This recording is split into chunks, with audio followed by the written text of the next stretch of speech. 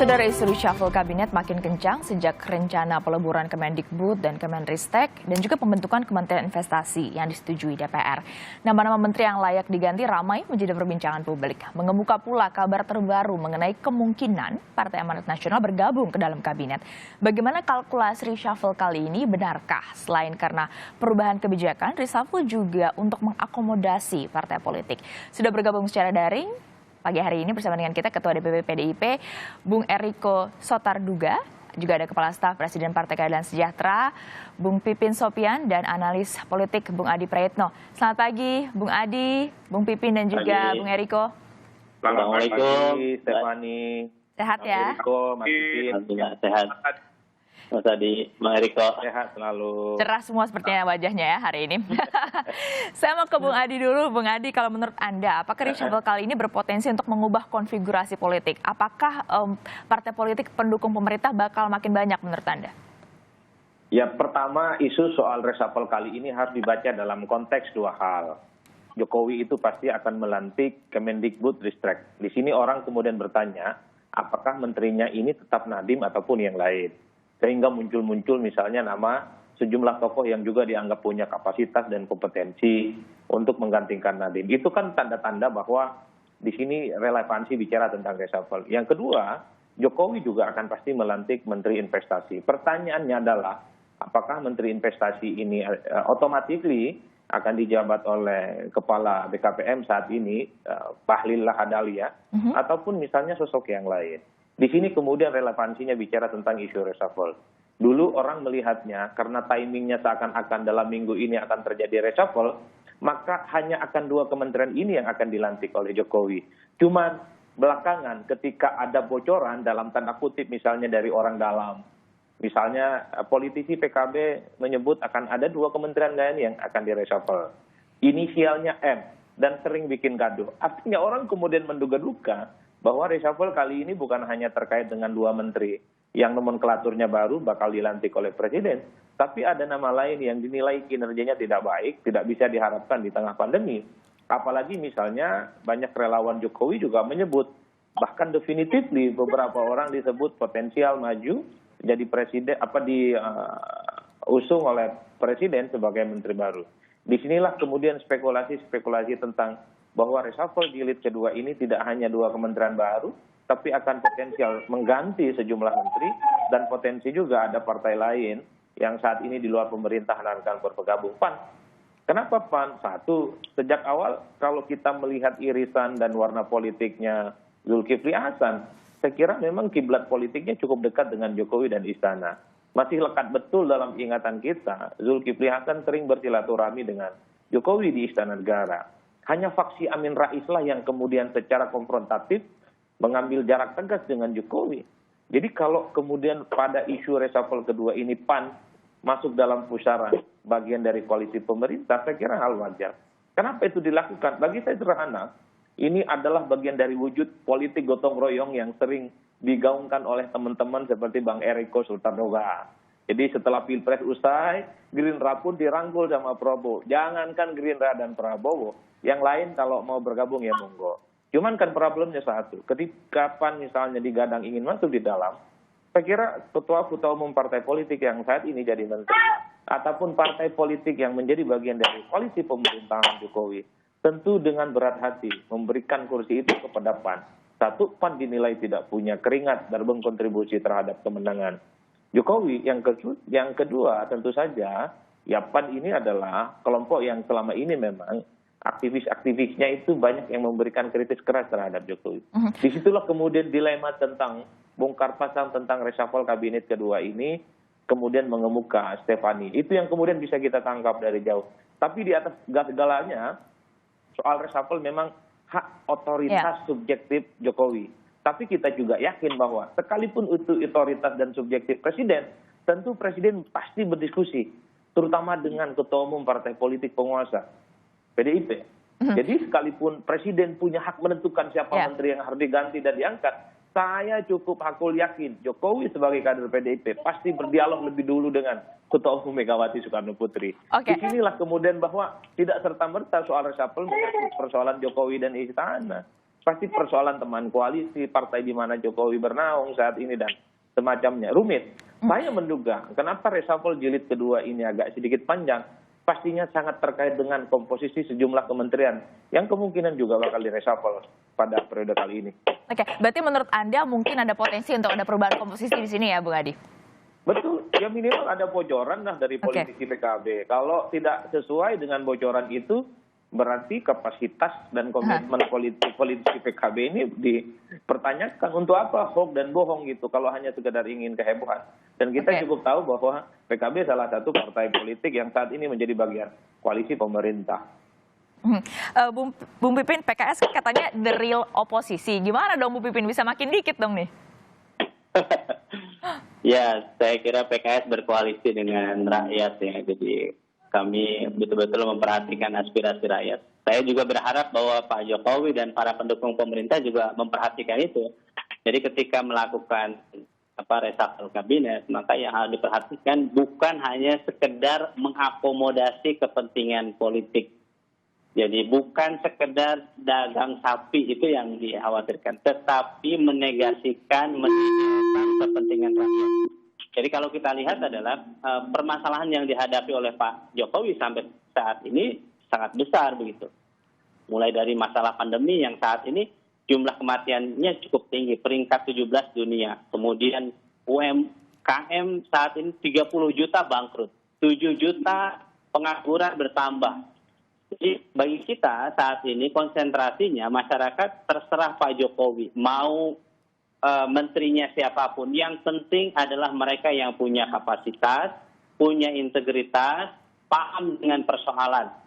Jadi bukan hanya sekedar gimmick politik atau ini hanya cuci tangan bahwa persoalan yang dihadapi saat ini hanya karena menteri A, B, C, D dan sebagainya. Tetapi ini ada kontribusi Pak Jokowi. Jadi saya berharap bahwa ini bukan politik cuci tangan, tetapi kita harus melihat real.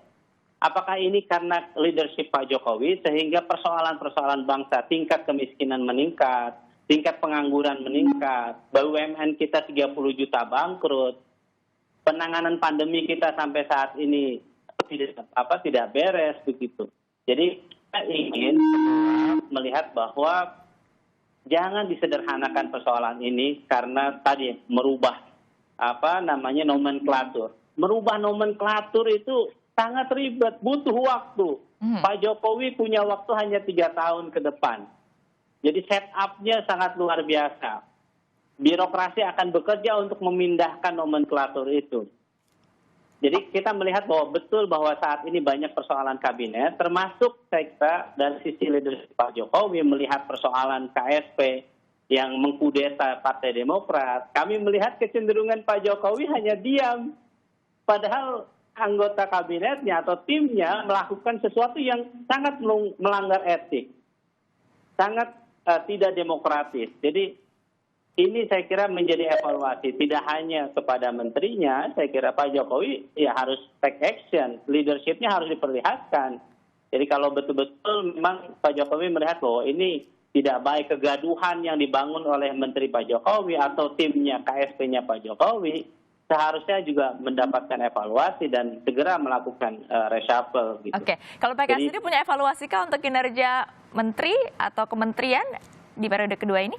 Betul, jadi kami melihat dari sisi Menteri BUMN, kami tadi lihat 30 juta UMKM saat ini bangkrut, itu seharusnya menjadi evaluasi. Jadi Pak Erik menurut saya harus fokus ya menyelesaikan persoalan UMKM, jadi jangan diperlebar menyelesaikan masalah yang bukan domainnya beliau begitu. Yang kedua adalah Menteri Kebudayaan. Menteri Kebudayaannya Pak Nadiem, saya kira dengan menghilangkan kata agama di situ ya. Jadi saya kira itu menjadi kemudian menteri-menteri yang lain yang terindikasi ada korupsi, kemudian kinerjanya tidak baik, menurut saya harus diperbaiki. Jadi poin utamanya adalah masyarakat menanti keseriusan pemerintahan Pak Jokowi agar segera melakukan perbaikan, tidak hanya sekedar mengakomodasi. Kalau PKS insya Allah istiqomah menjadi oposisi sampai 2024. Ya, jadi Bang Eriko tidak usah khawatir ya jatahnya diambil oleh PKS, tidak usah. kami insya Allah istiqomah. Kami ingin betul-betul bersama Tetap dari rakyat oposisi ya, Bung Pipin ya. Iya, check and balance di luar pemerintah ya, sehingga kami bisa tetap kritis, konstruktif dan solutif untuk memberikan persoalan bangsa ini. Oke, Bung Eriko sendiri melihat dengan adanya potensi partai di luar pemerintah yang mungkin bisa bergabung ke partai pendukung pemerintah, melihatnya seperti apa sebagai pendukung pemerintah saat ini? Mbak Stefani, saya sebelum mulai, ada hal menarik di sini Mbak Stefani. Coba Mbak Stefani lihat, di belakangnya Mas Adi Pray itu warnanya merah. Bajunya ini. Waduh, bahaya juga ya. Coba, bayangkan ini, yang menarik. Pak Jokowi sudah mengatakan tidak, Mas Pray masih mendukung untuk hal seperti itu. Ini hal-hal yang menarik. Hal yang kedua, Mbak Stefani, Ya. Kang Pipin, di belakangnya lambangnya itu makin merah. Dan Itu oren. Oren emas itu, Bung Eriko. Oren. Ya, dalam adiksi politik atau dalam kehidupan, Pak Stefani, Ya. yang adalah perubahan itu sendiri. Bukankah perubahan harus karena kalau tidak, bagaimana kita menghadapi sesuatu yang tidak ada? Ini bukan hanya dialami oleh Indonesia, tapi dialami oleh seluruh dunia. Nah, saya berbeda dengan yang lain-lain. Walaupun nama saya Riko Sotarduga, saya tidak mau juga. Nah, biar itu urusannya Pak Jokowi menentukan siapapun. Tapi coba kalau perhatikan, apa yang dilakukan Pak Jokowi itu adalah menghadapi situasi, kondisi, waktu yang memang harus dilakukan. Nah, kalau lihat, coba Menteri Riset dan Teknologi, bukankah itu namanya pendidikan berlanjut kepada teknologi? Nah, ini satu hal yang baik. Kemudian, tentu berikutnya, pada saat ini itu investasi. Sudah dibentuk yang namanya SPI, Lembaga Penjamin Investasi, Sovereign Wealth Fund untuk Indonesia. Nah, itu juga disetujui oleh di Komisi 11. Boleh ditanya, itu ada. Nah, jadi maksud saya dalam wajar-wajar saja melakukan perubahan. Wajar-wajar saja melakukan reshuffle, Mbak Stefani. Apa yang salah dalam hal kalau justru tidak melakukan perubahan apa-apa, itu yang keliru. Hanya tinggal sekarang bagaimana dalam waktu 3 tahun ini kita bersinergi benar untuk bisa menyelesaikan permasalahan. Ini jujur tidak mudah. Saya harus mengakui dengan apa, tidak boleh kita tidak jujur dalam hal ini. Di dunia yang tidak mengalami kesulitan dengan yang namanya pandemi COVID-19 ini. Tapi coba lihat, bukankah kita saat yang tepat, Mbak Stefani, dalam masalah vaksin, bagaimana kita bisa mengalami hal ini, menjalani hal ini, bahkan sudah berjalan dengan baik, hanya beberapa problem, misalnya dengan pembatasan vaksin yang dilakukan oleh India, sehingga diatur penjadwalannya. Ini kan luar biasa sebenarnya, terlepas dari kontroversi yang ada. Nah, maksud saya, di sini siapapun yang masuk ke dalam yang keliru, kalau tadi mau dikatakan PAN pun tidak salah. Kalau PKS juga ingin masuk, ya cuman tidak mungkin lah ya. Dari bagian pemerintah nanti Mas tidak tahu lagi apa yang dilakukan kalau semua bagian dari pemerintah ada yang posisi Mbak Stefani. Oke. Harus yang ada di luar pemerintahan. Nah, jadi kalau kami melihat perjuangan, nah, biarlah itu urusan Pak Presiden Jokowi dengan Ketua Umum kan sudah dibicarakan. Tapi saya harus jujur, kenapa banyak ya? Saya saja sebagai Ketua DPP bahkan tidak tahu siapa yang mau ditunjuk atau siapa yang mau dicalonkan. Tapi kalaupun diminta dari PDI Perjuangan, tentu Ketua Umum sudah menyiapkan yang salah dalam hal mendapat lebih banyak, mendapat lebih sedikit, atau apapun. Evaluasi itu harus dilakukan, Pak Stefan. Karena kalau tidak, dalam situasi yang tidak mudah ini, kalau tidak ada evaluasi, nah itu justru menjadi satu pertanyaan. Nah, disinilah dibutuhkan namanya riset inovasi. Itu yang dilakukan oleh Bapak Presiden Jokowi. Bahkan nanti Badan Riset Inovasi Nasional, di bawah beliau langsung. Coba bayangkan, nah ini semua yang namanya riset ada di setiap departemen. Semua yang namanya pelatihan ada di departemen. Kalau itu bisa digabungkan menjadi Badan Riset Inovasi Nasional, bukan ini suatu hal yang luar biasa. Indonesia melakukan satu terobosan. Nah, ini yang harus kita dukung. Kalau perkara Kang Pipin ya mesti ada dong. Dan kalau nggak ada kritik, hanya sudah tidak ada lagi pertimbangan. Tetap harus ada di ini. Kami mendukung. Harus menjadi menjadi Jangan-jangan Pak Eriko yang jadi Ya. calon menterinya. Tapi yang permasalahannya adalah soal check and balances-nya. Sebelum kita jeda, Bung Adi sedikit, jadi menurut Anda kalau nanti memang semakin banyak partai pendukung pemerintah, menurut Anda bagaimana check and balances-nya? Ya tentu ini akan menjadi tanda kematian kelompok oposisi di parlemen ya. Tanpa PAN sekalipun sebenarnya kelompok oposisi parlemen itu berkurang. Tapi Stefani dalam sistem presidensialisme multipartai ekstrim seperti di Indonesia, antara oposisi dan penguasa itu memang beda-beda tipis. Sulit kita melihat hitam dan putihnya. Contoh, dalam revisi Undang-Undang KPK, PKS yang oposisi, Demokrat yang oposisi itu setuju.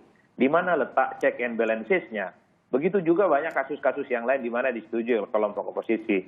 Jadi kalau saya melihat adanya oposisi di koalisi pemerintahan saat ini yang mayoritas didominasi oleh koalisi pemerintah, itu based on issue.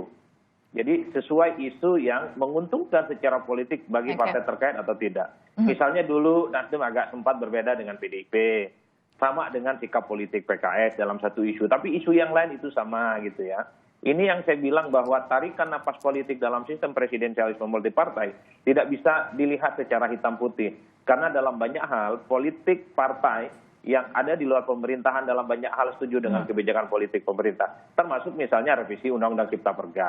Banyak tuh kelompok politik oposisi yang setuju. Nah yang paling penting saya ke depan melihatnya, sekalipun mayoritas berada di koalisi pemerintah Jokowi saat ini, tapi ada cacat bawaan di periode 2 pemerintahan biasanya, yaitu munculnya kelompok oposisi dari dalam. Saya nggak tahu persis ya, apakah memasuki tahun ketiga ataupun keempat, biasanya partai-partai koalisi di dalam ini seringkali bermanuver, berbeda sikap politiknya dari sikap politik pemerintah. Dulu itu pernah terjadi pada zaman SBY di periode kedua. Golkar dan PKS paling jago berseberangan dengan kebijakan politik SBY. Itu yang perlu diwaspadai oleh tidak ada teman selamanya ya dalam Jokowi politik. Dan Bang Eriko. Kemungkinan besar akan muncul kelompok oposisi dari dalam. Iya, saya